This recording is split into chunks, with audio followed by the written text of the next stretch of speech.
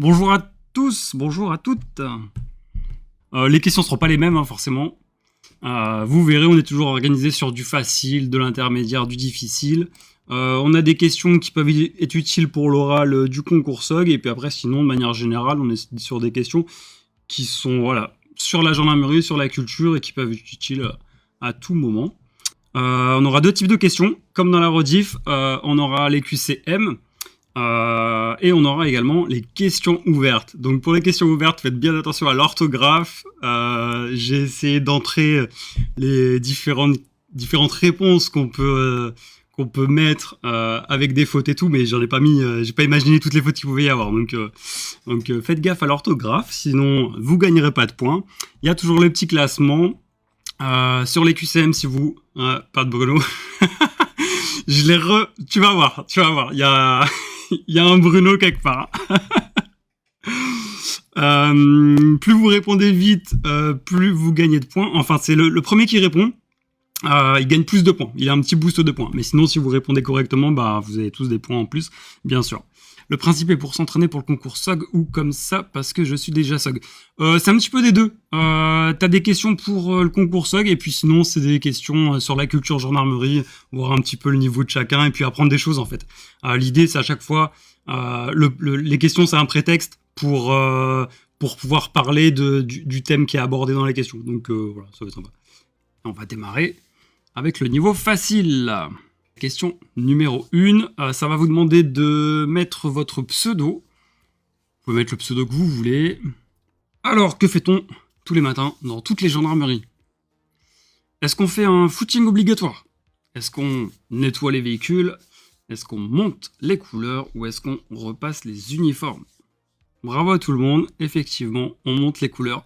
Quoique dans certaines unités, on pourrait faire un footing obligatoire tous les matins, ou on pourrait nettoyer les véhicules tous les matins.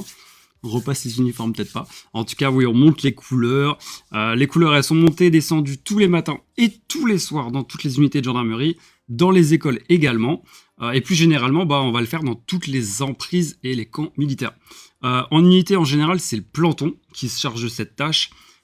Et en école, c'est même une cérémonie, la cérémonie des couleurs, qui va rythmer la formation, puisque une fois par semaine, toutes les compagnies sont réunies sur la place d'honneur, autour du mât des couleurs, le drapeau est hissé en haut du mât, on chante la Marseillaise et le commandant de l'école dit quelques mots. Je vous affiche le petit classement, qui c'est qui a répondu le plus rapidement possible? Déjà, tout le monde a répondu juste.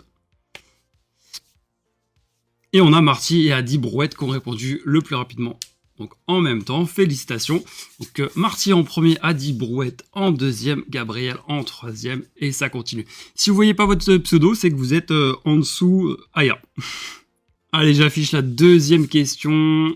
Ça va être encore une fois un QCM. Pour l'instant, il n'y a rien à écrire. On reste sur un QCM. Alors, en gendarmerie, que désigne le pactage? Est-ce que c'est une boîte de chocolat? Est-ce que c'est un colis Amazon pour l'unité? Est-ce que c'est l'ensemble des équipements de dotation? Est-ce que c'est la boîte à outils? Pas de difficulté là-dessus. Tout le monde a répondu très rapidement. Alors, je sais pas qui c'est qui a répondu la boîte à outils. Évidemment, c'est l'ensemble des équipements de dotation que vous allez percevoir au début de la formation, que ce soit en GAV, que ce soit en SOG. J'ai mis ce clic. Bon, on s'en doute un petit peu. Fin gamer. C'est moche. Surtout que là, pour l'instant, c'est serré. C'est serré. Tous les points sont hyper importants. Le classement bouge pas énormément. Adi Brouette qui est passé du coup en premier. Marty, Gabriel en troisième. Toujours sur le niveau facile. Là, on va être sur un QCM également. C'est parti. Combien de temps dure la formation des élèves GAV? Est-ce que c'est 1 mois? Est-ce que c'est 3 mois? Est-ce que c'est 6 mois? Est-ce que c'est 12 mois? Pas de difficulté, pareil. Quoique, on a quand même des erreurs. Donc on a 8 bonnes réponses. Effectivement, on est sur une durée de 3 mois. 6 mois, 12 mois, non, pas du tout. 6 mois, ça correspond à rien du tout. 12 mois, à la limite, on est sur une durée de formation pour les sous-officiers. Adi Brouette. Alors, t'as répondu quoi? T'as répondu 6 mois ou 12 mois? Ah, ouais, non, un petit peu long. Pour du GAV, ouais, on est bien sûr du 3 mois, effectivement. 6 mois, ça correspond pour le coup à rien du tout. Ok, Adi Brouette qui va pas bouger. Le classement qui va bouger. Matin également qui a pas correctement répondu. Oh, Adi Brouette, là, fou! Ça fait mal, là. Bonaventure qui a pris des points en plus, c'est lui qui a répondu le plus rapidement. Et on a Marty en premier, Gabriel en deuxième, Alexandre en troisième. Sur la formation des GAV, ouais, je sais pas s'il y en a qui veulent devenir GAV ou si on a que des sous-officiers. En tout cas, formation des GAV, ouais, très condensée, très intense, ça dure seulement 3 mois, mais voilà, on apprend pas mal de choses. Et bien souvent, du ressenti des GAV qui sont pas assez SOG, la formation GAV est parfois plus compliquée que la formation SOG, dans le sens où c'est plus condensé, ça va beaucoup plus rapidement, on a peut-être un petit peu moins de liberté en tant que GAV, donc c'est pas forcément évident. Moi je me souviens de ma formation GAV, c'est notre temps à nous gueuler dessus là, c'était pas du tout les vacances comparé à l'école SOG. Et on va continuer avec une nouvelle question, la question 4, et c'est parti. Quel est l'emblème de la gendarmerie nationale? Est-ce que c'est une balance de justice? Est-ce que c'est une grenade enflammée? Est-ce que c'est 2 épées croisées? Ou est-ce que c'est un casque ailé? Tout le monde a terminé. On va voir les résultats. Super, on a 8 bonnes réponses. Donc effectivement, c'est bien. La grenade enflammée. La balance de justice, non, c'est pas du tout l'emblème de la gendarmerie nationale. Et 2 épées croisées, ça correspond à rien du tout. Et un casque ailé non plus. J'étais trop long, Bonaventure. Bah alors. Bon, là, on est sur le niveau facile encore. C'est vraiment des basiques. La grenade enflammée. Grenade enflammée qui est souvent confondue avec juste une flamme. Bien souvent, sur les oraux, j'entends que c'est juste une flamme. Mais non, c'est bien une grenade enflammée. Hein. D'ailleurs, grenade enflammée, on dit que la grenade, elle symbolise les troupes d'élite pour les militaires, en raison notamment du caractère dangereux des premières grenades qui étaient utilisées dès la fin du Moyen-Âge. Et la grenade enflammée, elle est devenue le symbole de la gendarmerie en 1795. On peut retrouver ce symbole sur plein d'effets gendarmerie, sur la façade du musée de la gendarmerie, on a une énorme grenade enflammée. Donc c'est vraiment un symbole basique en gendarmerie. Je vous mets le petit classement. Benjamin et Matin qui n'ont pas répondu correctement. Et Adi Brouette, toujours très rapide. Et sinon, là-haut, le classement ne bouge pas. Marty, Gabriel et Alexandre en pole position. La grenade est un patrimoine militaire symbolique de la gendarmerie mobile nationale. Ah bah oui, ça c'est un symbole très important en gendarmerie, ouais. Et on le retrouve, c'est vraiment drôle parce qu'on le retrouve sur vraiment plein d'éléments en gendarmerie. Vous prenez les petits boutons de la vareuse, vous avez des petites grenades enflammées, c'est assez bien fait. Xavier qui grappille des petites places, et puis sinon c'est plutôt serré quand même, hein, au niveau du classement, là c'est très serré. Ça va se jouer à pas grand chose, hein. Ça va se jouer dans le niveau difficile.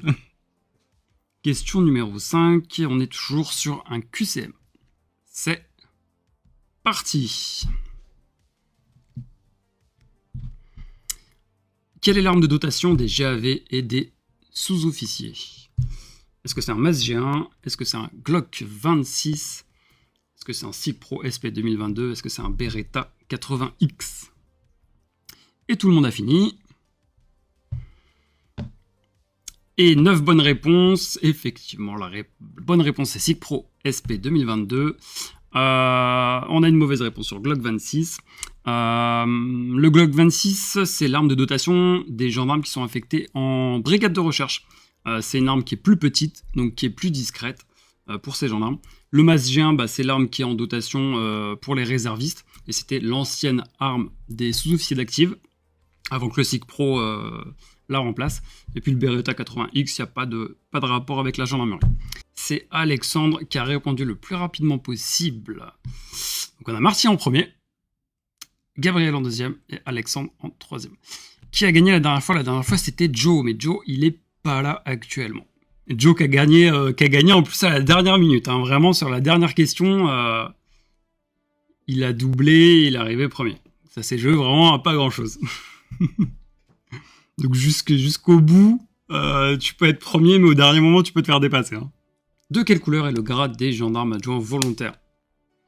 Est-ce que c'est blanc? Est-ce que c'est bleu? Est-ce que c'est rouge? Est-ce que c'est jaune?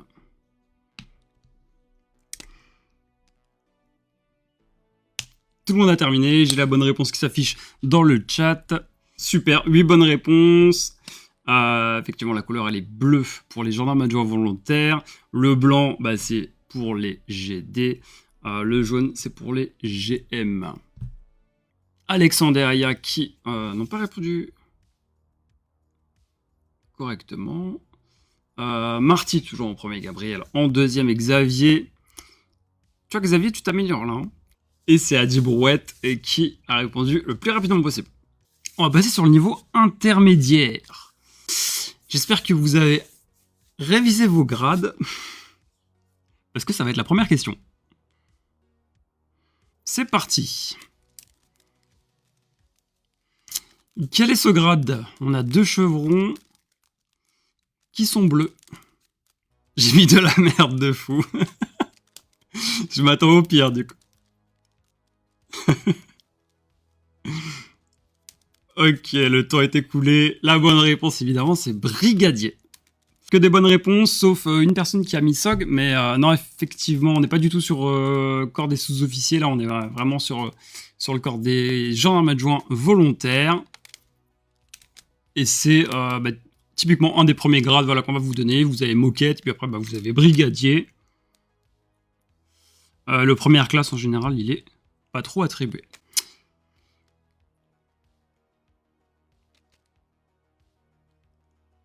C'est Aya qui n'a pas répondu correctement. Et qui se fait doubler par Matin. Sinon, ça n'a pas trop bougé. Niveau classement, on est toujours au même niveau. Je vous mets la question suivante. La question numéro 8. Ça va être un QCM. Combien y a-t-il d'écoles de gendarmerie en France? Est-ce qu'il y en a 4? Est-ce qu'il y en a 8? Est-ce qu'il y en a 10 ou est-ce qu'il y en a 12? Et tout le monde a terminé. Et pas mal de bonnes réponses. Effectivement, c'est 8 écoles de gendarmerie. Donc les officiers, sous-officiers, gendarmes adjoints volontaires, tout confondu, ils sont formés dans l'une des 8 écoles de gendarmerie. Pour les officiers, bah, comme on l'a vu la semaine dernière, c'est l'AMGN, Académie militaire de la gendarmerie nationale, qui est située à Melun. Pour les sous-officiers, on est sur les écoles de Châteaulin, Chaumont, Dijon, Montluçon, Rochefort-Tulle. Pour les GAV, c'est Châteaulin, Chaumont, Dijon, Fontainebleau, Montluçon, Rochefort-Tulle. Au niveau des écoles de gendarmerie, si vous allez rejoindre une école SOG, une école GAV, c'est pas forcément en fonction de votre domicile, c'est plus ou moins aléatoire en fonction des compagnies qui sont libérées ou autres. Vous êtes affecté dans l'une des écoles, donc c'est pas forcément la plus proche, bien au contraire, des fois c'est la plus éloignée. Je suis de Lille, je vais à Fontainebleau. Ça va encore, ouais. Il manque une école GAV qui est Ben. À Ben, est-ce qu'ils forment des GAV? Ouais, est-ce qu'ils forment des GAV? Je sais qu'il y a les réservistes à Ben, je sais plus s'il y a les GAV. Après, ouais, mais Ben, c'est pas considéré comme une école de gendarmerie. Non, il n'y a pas de GAV à Ben. À Ben, en tout cas, c'est pas une école. C'est pas considéré comme une école. Tu étais dans quelle école? Moi, j'ai fait Chaumont en tant que GAV et j'ai fait Dijon en tant que sous-officier. Chaumont, la plus vieille école. Alors, on est vraiment... moi, j'étais en 2014, ça n'a pas changé d'ici là. D'ici cette époque, c'était vraiment particulier. Très nombreux dans les chambres, à 5 dans les chambres. Quand je passais à Dijon, on est passé à 2 par chambre. Donc, c'était un petit peu plus pépère. Première oblige. Ouais, première oblige, Chaumont. Avec les escaliers de Luxoreuil, là. Oh mon Dieu. Et je vous mets la question 9. Vous pouvez regarder votre téléphone. Toujours sur le thème de l'école. Je t'en prie, Fabio. Alors, à quoi sert la note d'aptitude attribuée en école? Est-ce que ça sert à évaluer son niveau sportif? Est-ce que ça sert à établir son ancienneté? Est-ce que ça sert à apprécier son comportement général? Ou est-ce que ça sert à évaluer ses résultats au test écrit? Ok, c'est un petit peu plus varié là. On a 5 bonnes réponses. Effectivement, la note d'aptitude, ça sert à apprécier son comportement général.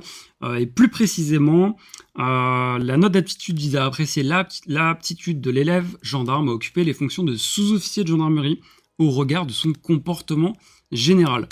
L'autre nom de cette note, c'est la note de gueule. On en entend souvent parler en école, ça fait souvent débat, parce que c'est quelque chose qui peut un petit peu changer le classement, qui peut changer pas mal de choses. Elle est éliminatoire si vous avez en dessous de 6. Et puis, je sais pas si vous avez regardé un petit peu avec le nouveau changement en école, l'ajout des différentes phases. Maintenant, la note d'aptitude, elle a différents coefficients tout au long de la formation. Donc en phase 1, la note d'aptitude, elle a un coef de 10. En phase 2, elle a un coef de 14. Et en phase 3, elle a un coef de 20. Ah, Gabriel, Adi Brouette, ils n'ont pas répondu correctement. Pareil, Matt, Alexandre, Benjamin, Aya. Et on a Bonaventure qui passe en première place. Marty qui a répondu le plus rapidement en deuxième. Et on a Gabriel en troisième. Xavier Merguez toujours en quatrième. Je vous mets la question numéro 10 et on va partir en gendarmerie départementale sur les unités. Quelle unité est spécialisée dans la lutte contre l'insécurité routière? Est-ce que c'est le DSR? Est-ce que c'est le PSIG? Est-ce que c'est le GIGN? Est-ce que c'est le PSPG? Donc là, normalement, pas de difficulté. C'est la fin des réponses. Voilà, super, un sans faute, c'est le DSR. Le DSR qui signifie Escadron départemental de sécurité routière. Il regroupe les PMO, les BMO, les pelotons autoroutiers et certaines unités spécifiques. Il y a 90 EDSR qui sont répartis sur tout le territoire français, dont 4 en Outre-mer. Les missions des EDSR, c'est essentiellement sur les axes routiers et les axes autoroutiers. Ils viennent en appui des unités de la gendarmerie en luttant contre l'insécurité routière, donc. Et par exemple, ce sont également eux qui sont en charge des escortes de convois. Vous pouvez être affecté en PMO ou BMO dès la sortie d'école. Il suffit juste de l'indiquer dans le choix des affectations. Qui c'est qui a répondu le plus rapidement? Et c'est Marty, encore une fois. Donc ça bouge pas au niveau du classement. Et je vous affiche la question numéro 11. Cette fois-ci, il va falloir écrire la réponse. On va parler un petit peu de police judiciaire. Quelle est l'habilitation qui permet aux gendarmes de placer quelqu'un en garde à vue? La bonne réponse est OPJ, donc officier de police judiciaire, ça passe également. On a 2 personnes qui nous ont répondu APJ. CEGN, non, c'est pas du tout. Ça pour le coup. Ok, ça va. Plutôt des bonnes réponses. Effectivement, là on parle des habilitations. Quand vous avez différents niveaux d'habilitation, vous avez APJA, agent de police judiciaire adjoint. Ça, ce sont les gendarmes adjoints qui ont cette habilitation. Vous avez APJ, agent de police judiciaire. Donc, quand vous sortez d'école en tant que sous-officier, vous démarrez en tant qu'APJ. Et enfin, la dernière habilitation, c'est OPJ, officier de police judiciaire. En fonction de l'habilitation que vous avez, ça vous permet de faire plus ou moins de choses. Typiquement, l'APJA, il peut écrire des rapports, il peut dresser des contraventions. Ça s'arrête plus ou moins là. L'APJ, il va pouvoir faire des auditions.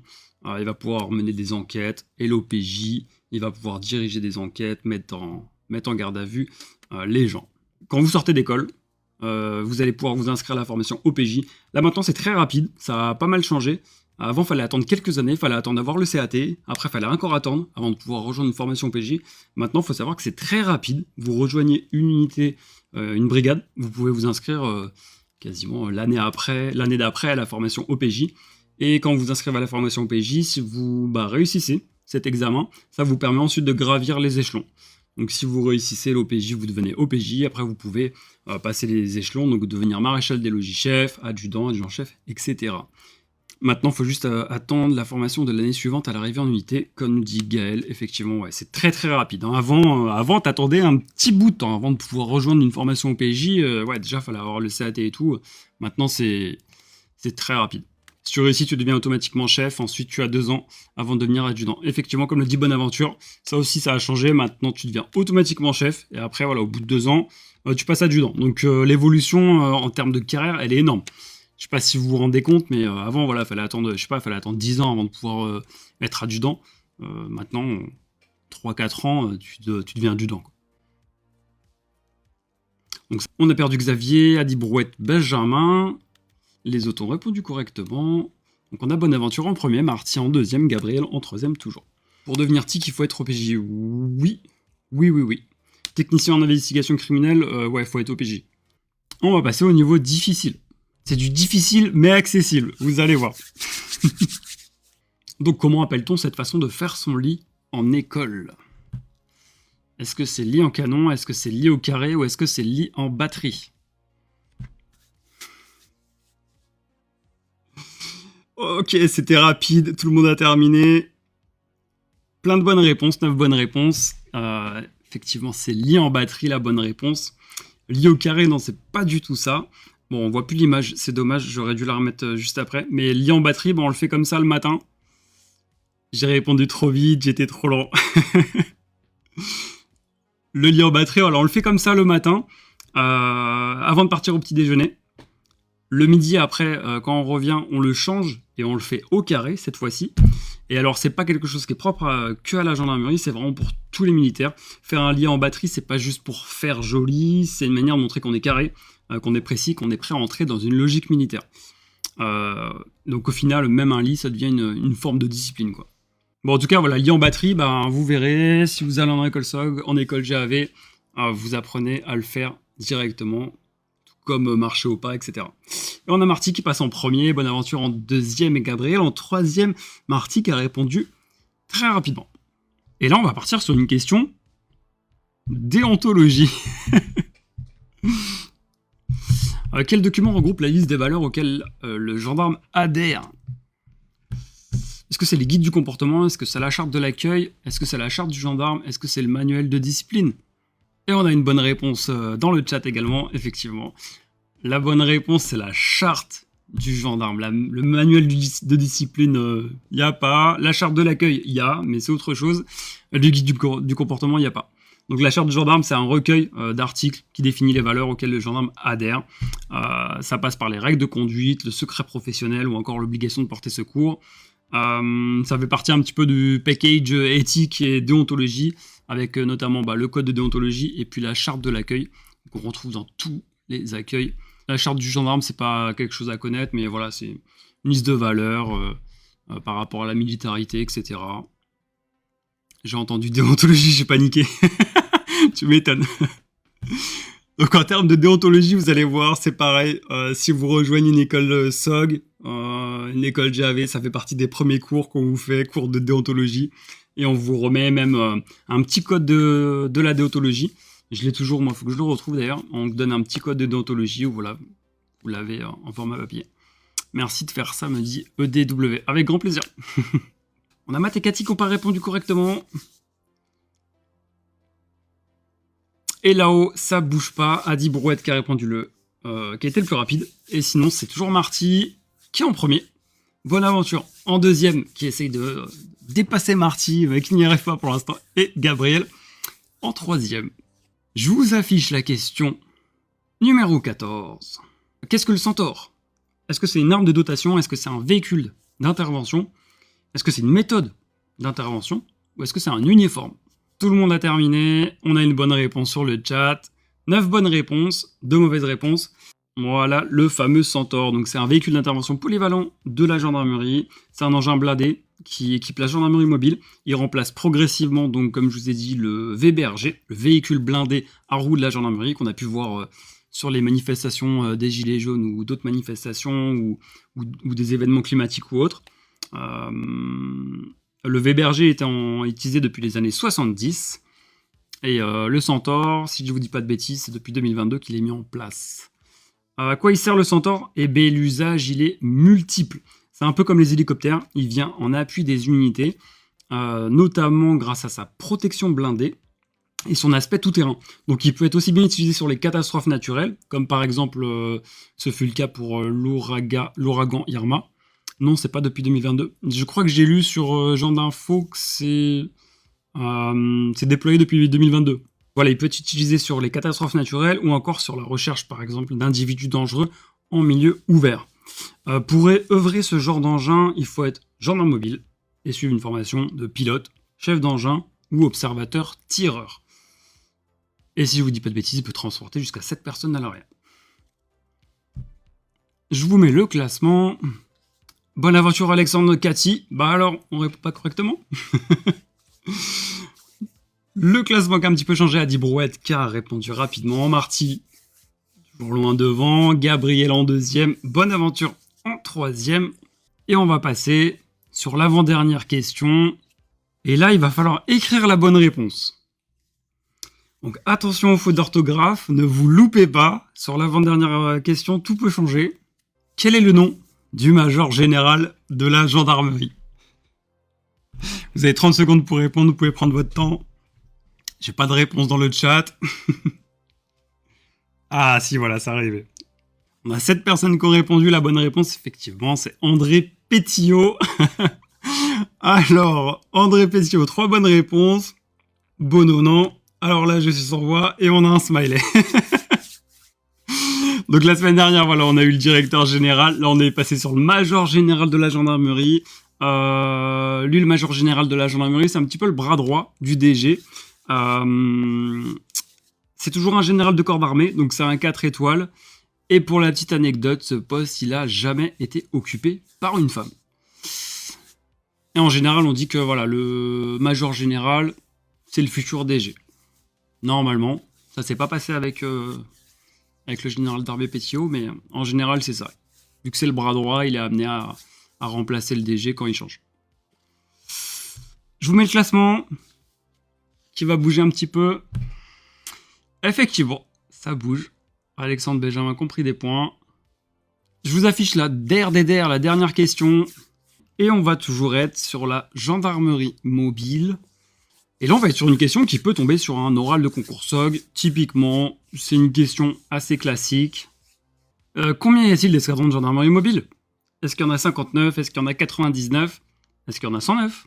Ou est-ce qu'il y en a 209?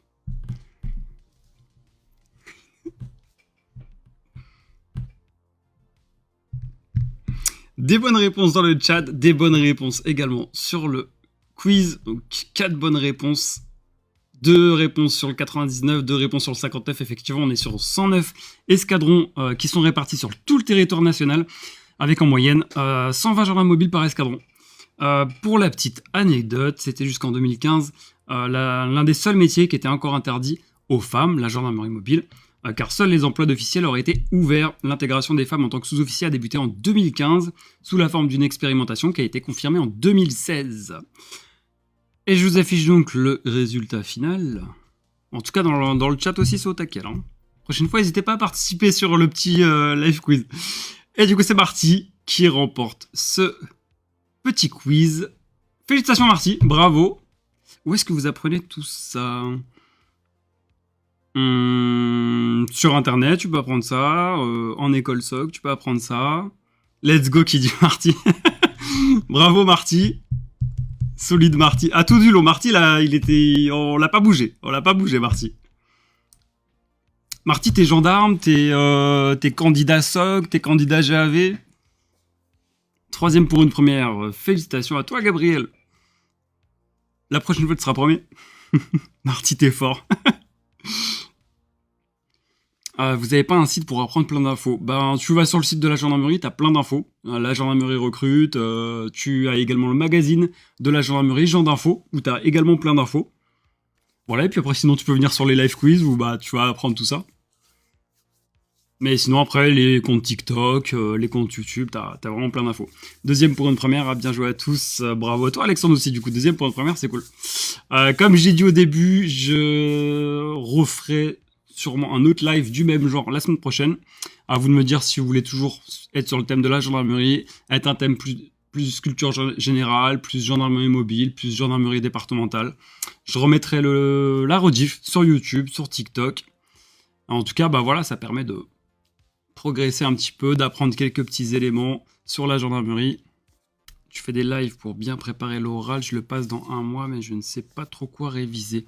N'hésite pas à faire un petit tour sur le forum J'ai comme gendarme, n'hésite pas à faire un petit tour sur l'application prépa J'ai comme gendarme, où tu peux avoir différentes informations bah voilà, sur ce qu'il faut préparer pour l'oral. Notamment sur l'application prépa, tu as plein d'infos. Merci en tout cas pour l'aide, avec grand plaisir. Je parle de l'appli J'ai comme gendarme. Ouais, c'est moi qui gère. Je gère tout ce qui s'appelle J'ai comme gendarme. Je gère le forum J'ai comme gendarme. T'as l'application Ops pour les gendarmes. Si t'es au planton, tu peux utiliser l'application Ops pour chercher tes petits natifs. Et puis je gère l'application Prépa également. Alexandre, on est convoqué par ordre alphabétique. Moi, c'est B, j'ai reçu ma convocation. Ouais, les convocations commencent déjà à tomber. Hein. Si vous n'avez pas encore reçu, vous n'allez pas tarder à recevoir pour pour les oraux qui vont commencer le 28, si je dis pas de bêtises. Mais en tout cas, voilà, ça arrive au fur et à mesure par email.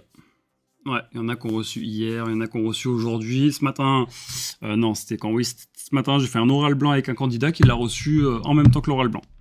Donc ça arrive vraiment au fur et à mesure. La date des résultats, ils vont te la donner quand tu vas passer la phase d'admission. En tout cas, déjà, il faut attendre que la phase d'admission elle se termine. Et après, quand tu passes de toute façon la phase d'admission, ils te disent, voilà, tel jour, telle date, tu auras les résultats. En général, c'est assez rapide. En tout cas, merci beaucoup à toi pour ce live et à très vite. Avec grand plaisir. Bonne soirée également. Bonne soirée Marin, bonne soirée Alexandre. Au plaisir, peut-être à la semaine prochaine. Si vous voulez reparticiper, en tout cas, vous êtes les bienvenus. À la prochaine. Ciao, ciao. Bonne soirée.